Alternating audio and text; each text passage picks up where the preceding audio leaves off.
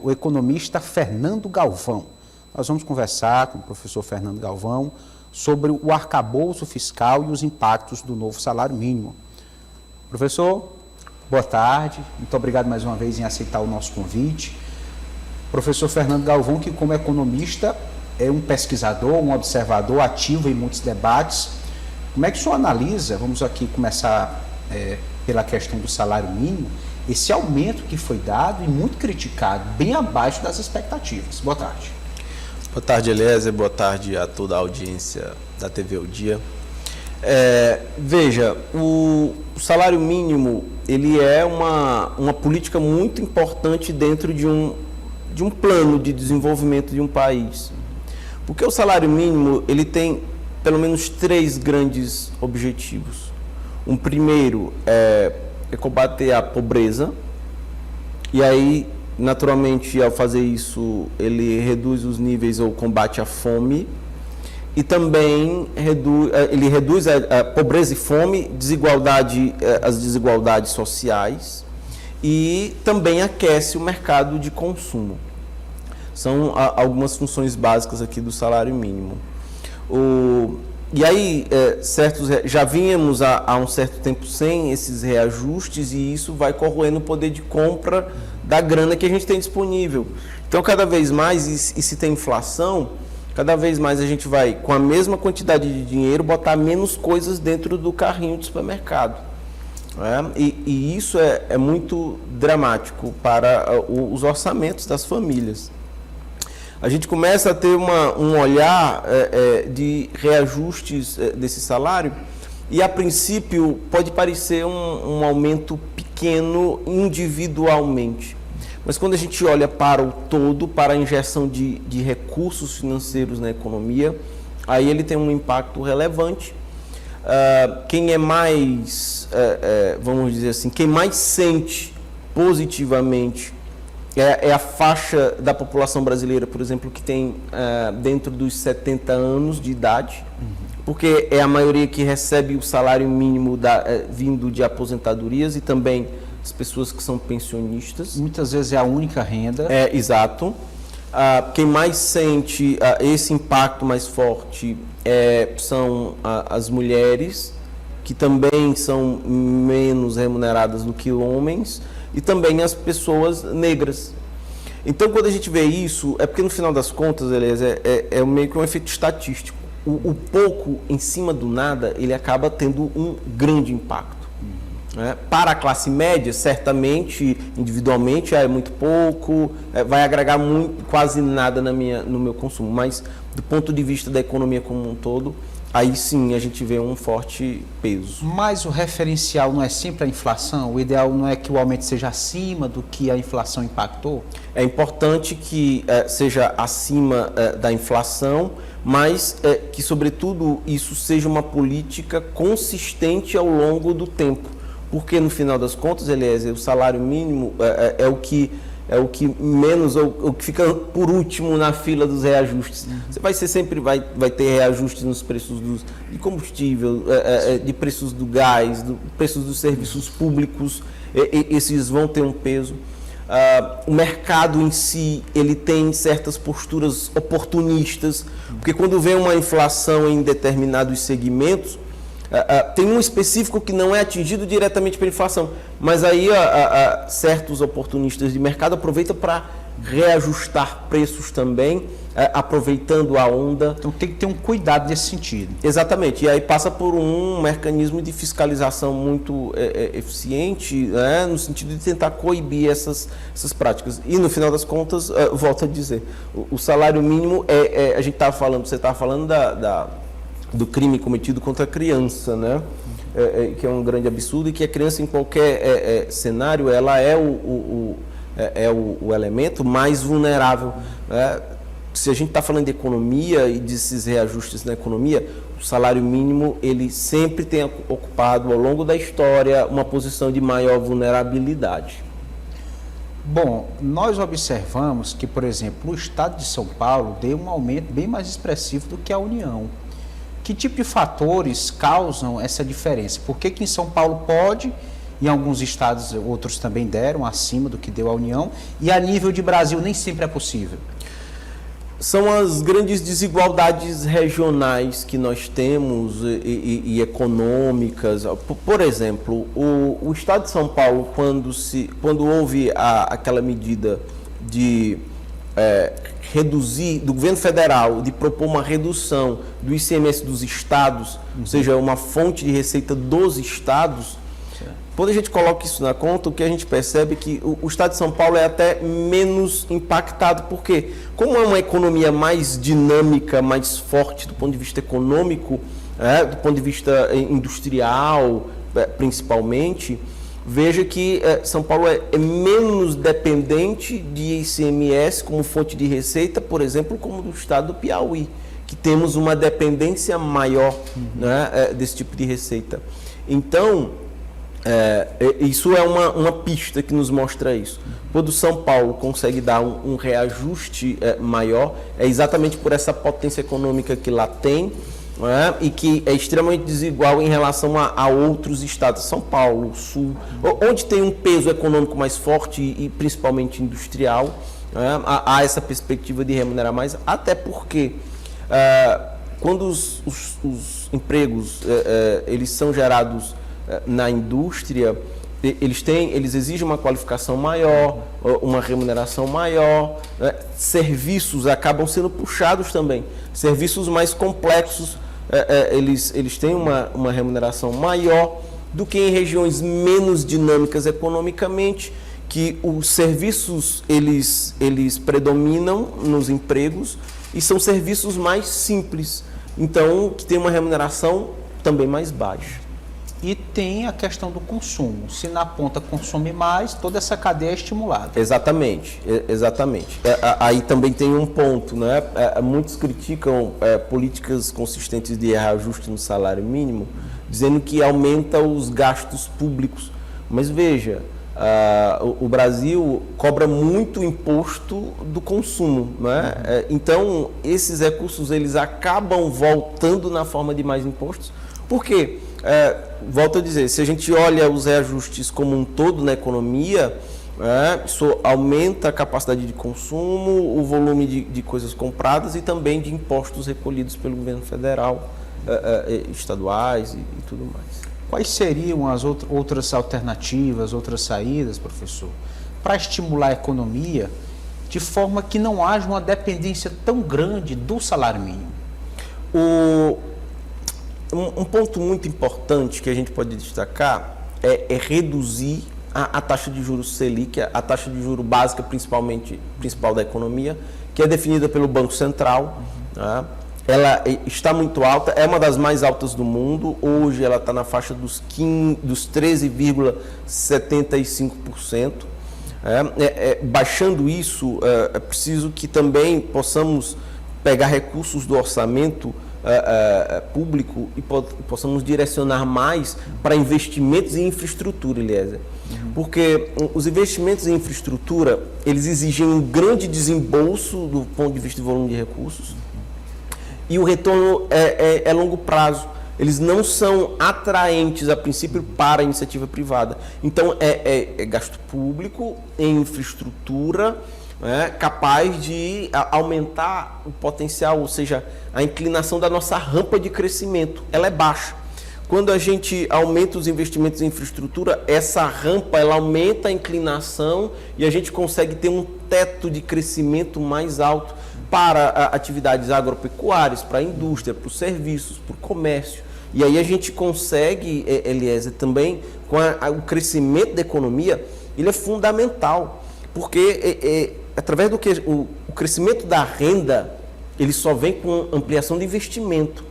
E aí, para se ter esses investimentos, essa infraestrutura é importante porque ela aumenta, inclusive, a base de arrecadação do governo como um todo. Isso pode voltar em serviços públicos de mais qualidade, na medida em que o poder público define com mais clareza quais são as prioridades e quando se aumenta o controle sobre a qualidade desses gastos públicos.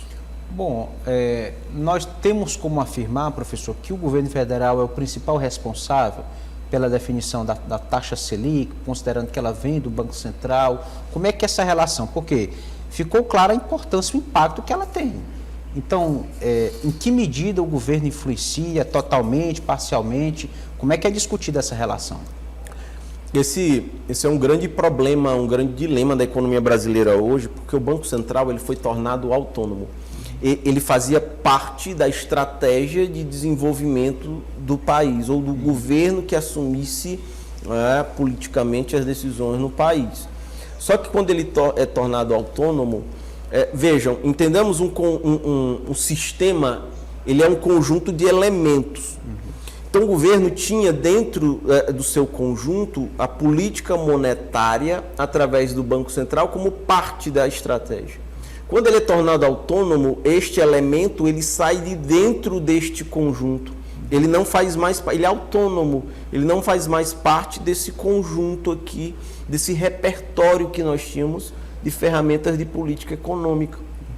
Então agora está acontecendo isso. O governo quer sinalizar no intuito de tentar estimular um maior crescimento da atividade econômica, mas o Banco Central ele pode puxar a corda para o outro lado, né? Mantendo uma taxa de juros muito altas e que elas sufocam as atividades industriais, comerciais, elas desestimula, porque o custo do capital fica muito alto, o custo de se investir.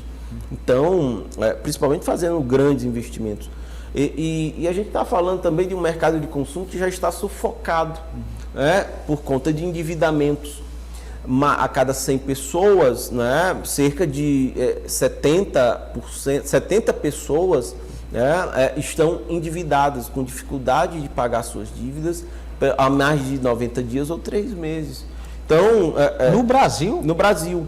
Então, quanto menos se compra, menos se vende, menos se encomenda matérias-primas. Então, isso menos tem se gera efeito, emprego. Menos se gera emprego. E aí é uma série de eventos em cadeia aqui que atrapalham, que baixam, que reduzem o potencial de rampa de crescimento. Aí nosso potencial fica com inclinação muito baixa e a gente acaba tendo um baixo teto de crescimento da economia. Os programas sociais para atender os mais vulneráveis, eles têm um impacto também nesse ciclo, professor? Sim, os programas de transferência de renda têm, como o próprio salário mínimo e como os programas tipo Bolsa Família, eles acabam transferindo renda, e aí o efeito estatístico ele é mais forte, esse do pouco em cima do nada, ele é muito. Então, pessoas que estavam completamente marginalizadas do mercado de consumo, com um pouco de injeção de renda, isso acaba tendo um impacto grande naquela realidade. Então, e principalmente agora com um reajuste, fazendo transferências de renda saírem de R$400 para R$600, isso dá uma ativada grande. Se a gente for olhar para o impacto que isso tem nas pequenas cidades, por exemplo, que antes de renda circulando, você tinha salários de funcionários da prefeitura e de aposentadorias, agora você tem uma injeção de renda nas transferências e isso acaba dando uma impactada. O comércio dessas pequenas cidades, eles acabam ativando bastante aí por conta da transferência de renda. Professor, o governo Lula iniciou e uma discussão que não é nova voltou a figurar no cenário nacional. No que diz respeito à reforma tributária.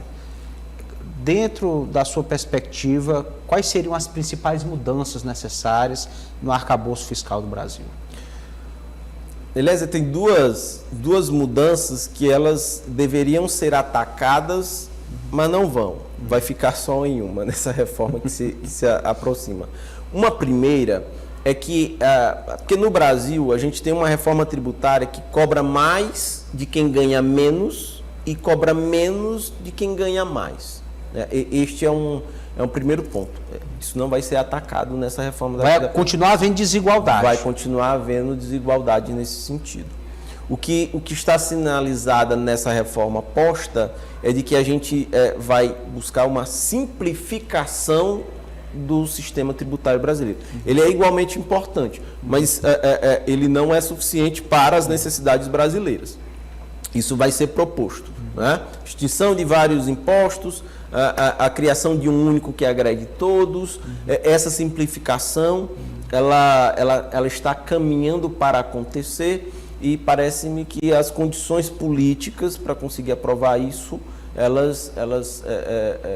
em nenhum outro momento a gente conseguiu isso, né? Agora, esse ponto que eu toco, de se cobrar mais de quem ganha mais e cobrar menos de quem ganha menos, este ponto ele não vai ser atacado fortemente nessa reforma tributária. E veja, Eliezer, uma parte que seria muito importante numa reforma tributária, que se ela cobra menos impostos do consumo, das vendas e da produção, e ela passasse a cobrar mais da renda, do patrimônio e das grandes transações financeiras, vejam que o topo da pirâmide social brasileira iria botar menos grana faturada em renda, em patrimônio e transações financeiras, porque seriam pesadamente tributados, e iriam canalizar esses recursos para a produção, para a comercialização. Sim. Que, vejam, ativaria mais ainda a atividade econômica brasileira. Então, esse seria um ponto de virada muito importante para a economia, sobretudo do ponto de vista tributário. Quando se fala em taxação dos super ricos, é um desafio grande. Alguns ameaçam até sair do país. Ameaçam ter esse fenômeno. Exato. É realmente um desafio, é preciso mais consciência para tentar reduzir as desigualdades, né? Exatamente, essa é uma pauta brasileira. Esse, na verdade, é o grande problema brasileiro, é desigualdade social. Precisamos reduzir essa desigualdade social e o sistema tributário ele pode ser uma ferramenta capaz de fazer isso, né? Veja, e deixar muito claro que para certas necessidades brasileiras, a gente precisa se endividar? Sim. Mas precisamos transferir essa conta para quem pode pagar mais. E não para a parte mais vulnerável da sociedade brasileira. Essa é uma dimensão, inclusive, Eliezer, muito mais ética e moral do que do ponto de vista, vamos dizer assim, econômico propriamente dito. Pronto. Professor, acerca de programas, condições que venham a ajudar as pessoas a saírem do endividamento, existe alguma expectativa nesse sentido? Como é que o senhor está analisando essa perspectiva? Foi uma discussão que ela começa na campanha eleitoral, ela inclusive foi puxada por um dos candidatos, pelo Ciro Gomes, e parece-me que tem propostas a serem agregadas, né, pelo atual governo, que caminham nesse sentido. Porque na economia nós temos algumas variáveis, né, que elas puxam a atividade econômica. Uma delas é o consumo das famílias. Mas esse consumo ele pode ser sufocado, né, por uma alta taxa de endividamento das pessoas, como eu mencionei ainda há pouco. Então, medidas no sentido de fazer com que isso aconteça o reajuste do salário mínimo, impactos na infraestrutura que possam alavancar investimentos, a redução dos juros, podem fazer com que a gente crie um ambiente de geração de mais postos de trabalho, com mais renda, as pessoas possam estar gerenciando melhor esses endividamentos, e aí outras políticas, de fato, de estímulo, de maior desconto, podem ser adotadas nessa linha. Então, é importante demais estimular, né, o consumo das famílias para que a gente consiga. É um dos fatores alavancadores do crescimento, juntamente com o investimento privado, que precisa de juro mais baixo, e com o aumento dos gastos do governo em obras de infraestrutura que possam estar estimulando a economia, a capacidade produtiva da economia. Certo, gostaria de agradecer a presença do professor, economista, pesquisador, Fernando Galvão, trazendo essa análise da conjuntura econômica atual do país. Muito obrigado pela presença e até a próxima oportunidade. Do que vocês precisarem de ajuda e eu puder contribuir, estou sempre à disposição. Perfeito, muito obrigado.